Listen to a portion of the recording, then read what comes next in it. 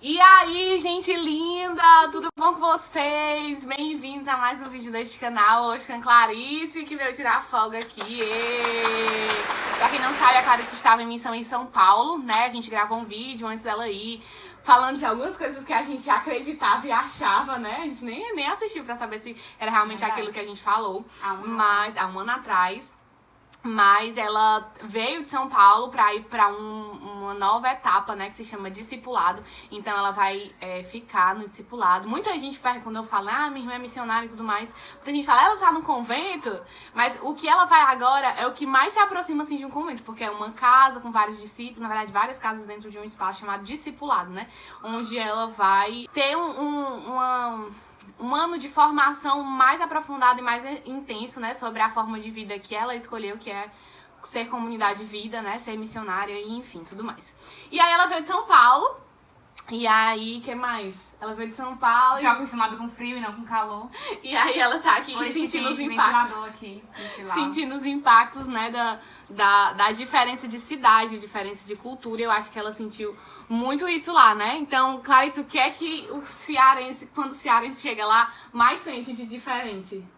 Eu acho que o povo ele é muito agitado, eles são muito rápidos, eles dormem pouco, então eles acordam cedo e dormem tarde.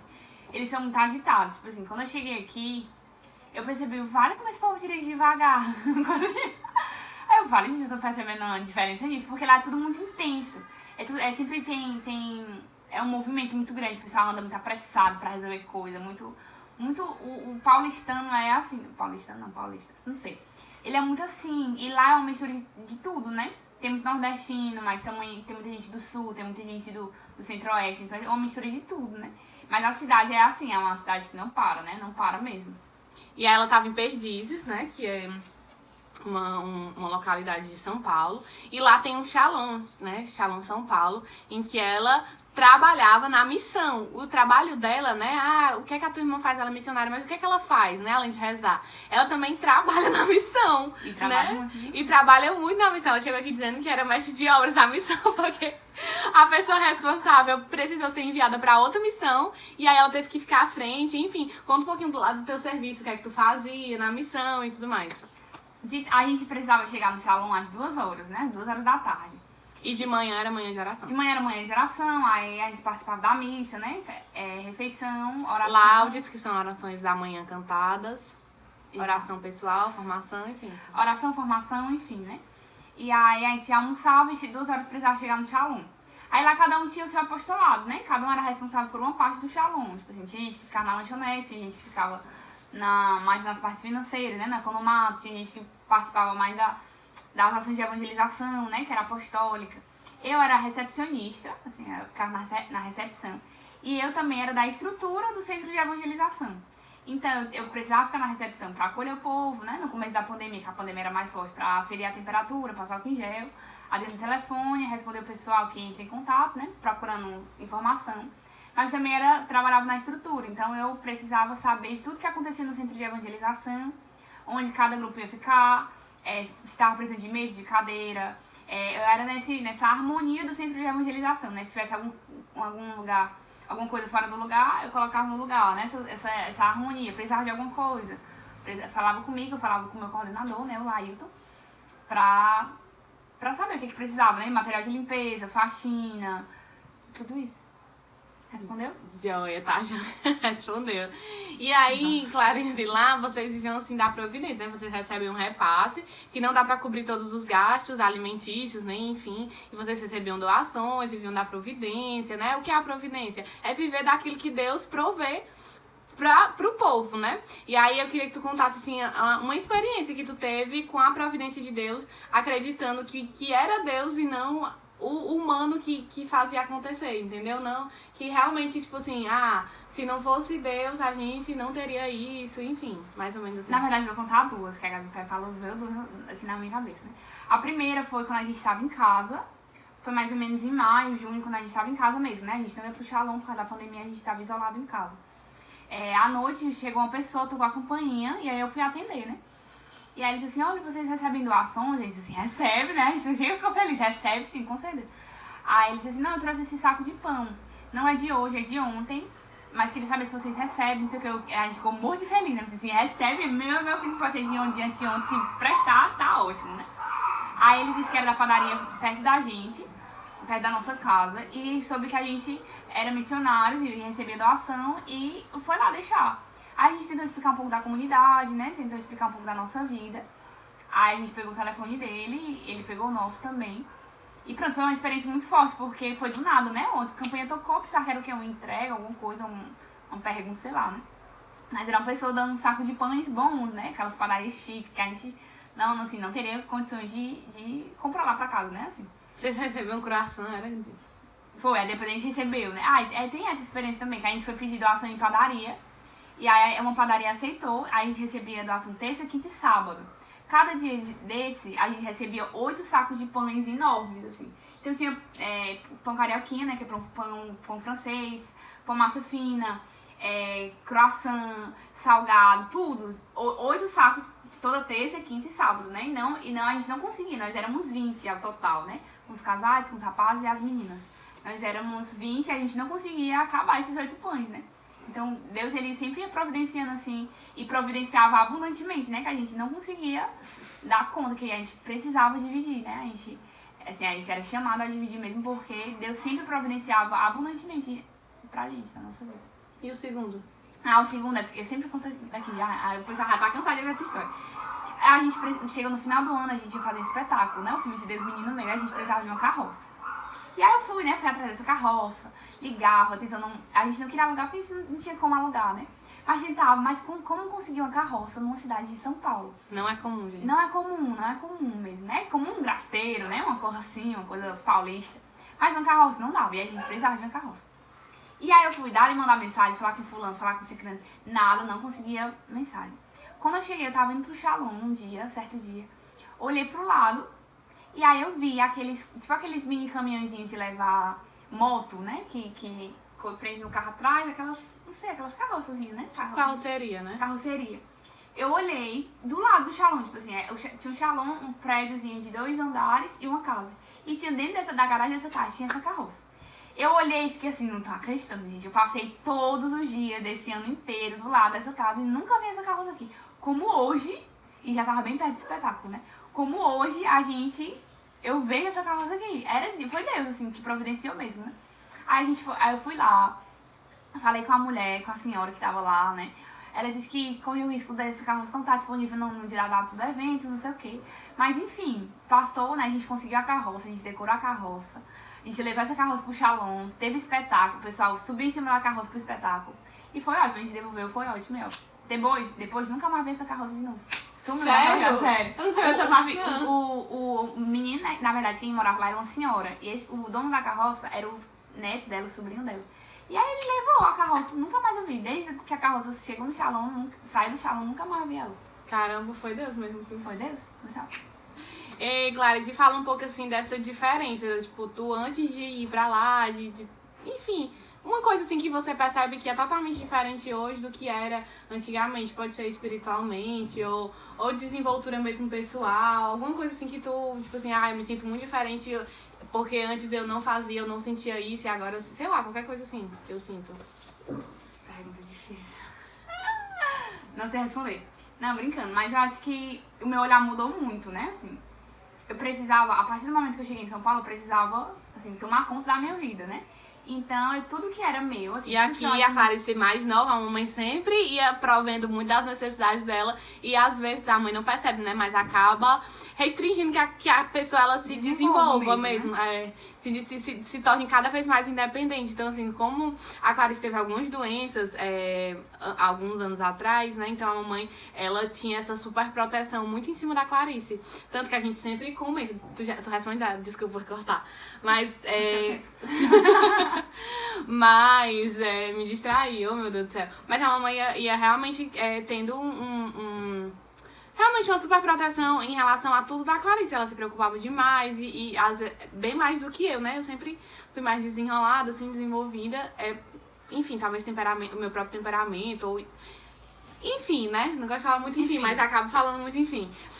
Então a mamãe tinha esse cuidado extremo com a Clarice em todas as necessidades dela. E aí quando ela partiu em missão, né, a minha mamãe ficava, ai meu Deus, como é que será que a Clarice... Às vezes uma vez a Clarice ligou, né, que ela ligava uma vez por mês e tinha mais ou menos 1 hora pra falar. Aí a Clarice ligou, aí a Clarice falou, não, eu vou precisar ir no supermercado, não sei o quê. Ah, mamãe, como é que você vai, minha filha? Aí a Clarice, não, eu vou andando. Era andando? Era de ônibus, sei lá. Ah, mamãe, você vai sozinha? Aí a Clarice, mamãe, é bem aqui pertinho, né? Então, enfim, mas pode falar. Agora você pode responder. Mas aí, quando eu cheguei lá, eu precisava tomar conta da minha vida, assim mesmo, né? Daquilo que eu administrava. Então, tudo passa... Antes, por exemplo, nem que eu não quisesse, eu sabia que a minha mãe, sei lá, ia fazer um café, eu ia fazer alguma coisa, né? Então lá, eu precisava, se a minha roupa tava suja, eu precisava botar pra lavar ou lavar minha roupa, né? Se eu não lavasse, se eu não botasse pra lavar, ninguém ia botar, né? Assim, foi tendo uma responsabilidade mesmo do meu horário, né? Eu precisava rezar todo dia. Então, em um dia livre, eu precisava administrar o meu tempo também, né? Precisava acordar mais cedo pra rezar e cuidar das minhas coisas, né? Tipo assim, coisa simples, lavar meu cabelo. A minha mãe sempre pergunta, minha filha já lavou seu cabelo tá tão assim, tá seco, seu cabelo tá sujo?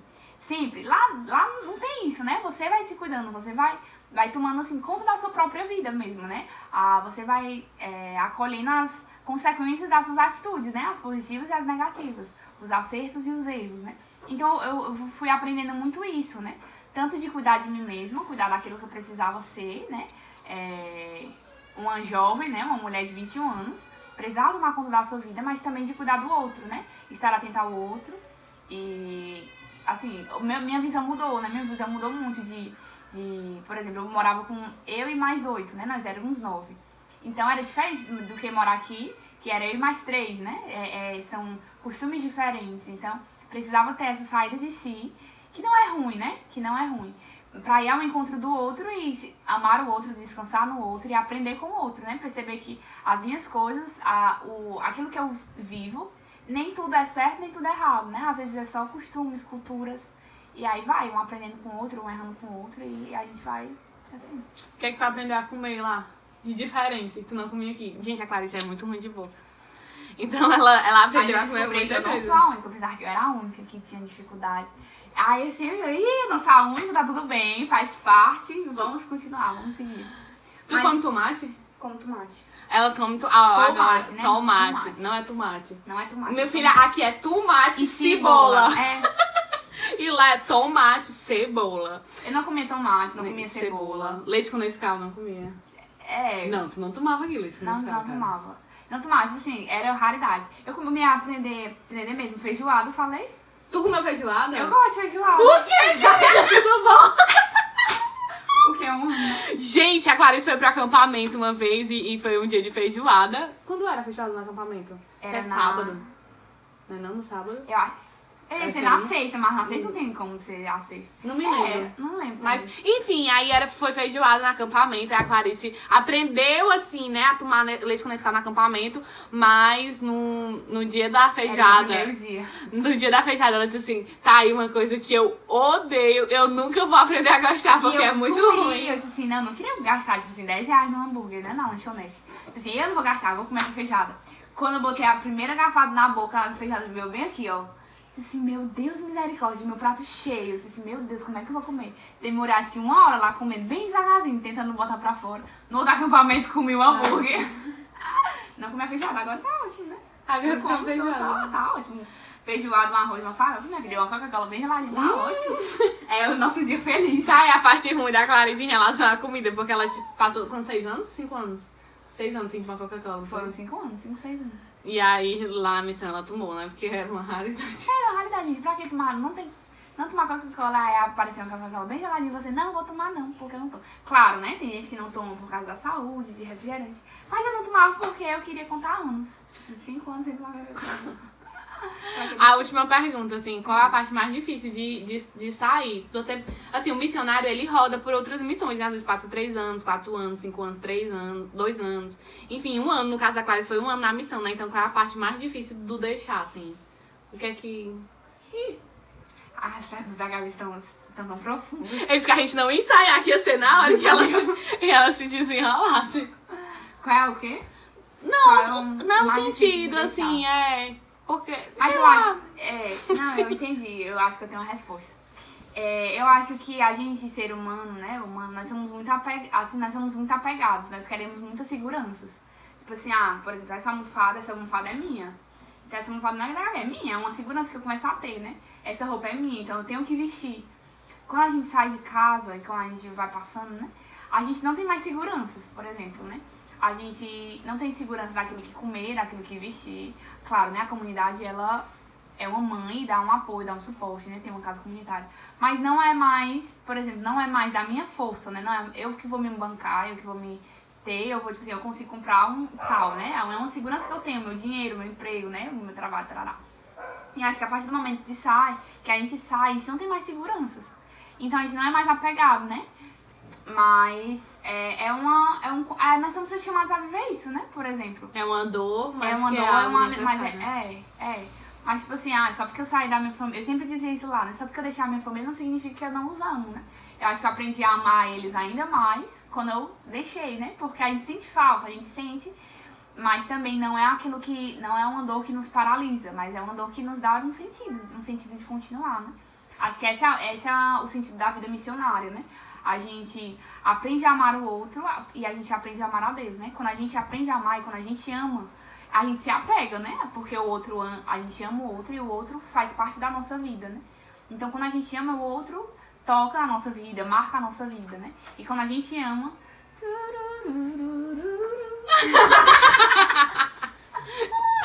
Enfim, quando a gente ama, a gente marca o outro e o outro nos marca, né? Então, quando a gente ama, essa é a nossa oferta, porque se a gente não amar, quando a gente sai, a gente não sofre, né? Quando a gente ama, a gente deixa a nossa vida, a gente oferta a nossa vida. E é isso mesmo, é uma vida. Dá pra entender? Não dá. Mas a gente é chamado a amar, e quando a gente sai de um lugar, né? Se a gente não sofrer por estar deixando, se a gente não sofrer por estar deixando... né? Se a gente não sofrer por estar deixando...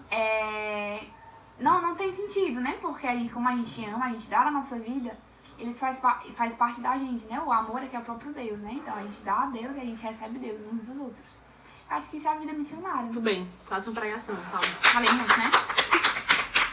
E é isso, gente. Clarice está indo para Quixadá muito em breve. Pra ficar lá no discipulado, vai receber o talzinho dela. E seremos discípulas, as duas. Amém? Quem quiser me visitar no discipulado, pode visitar, assim. Fale com a Gabi, que a Gabi vai falar com as pessoas certas.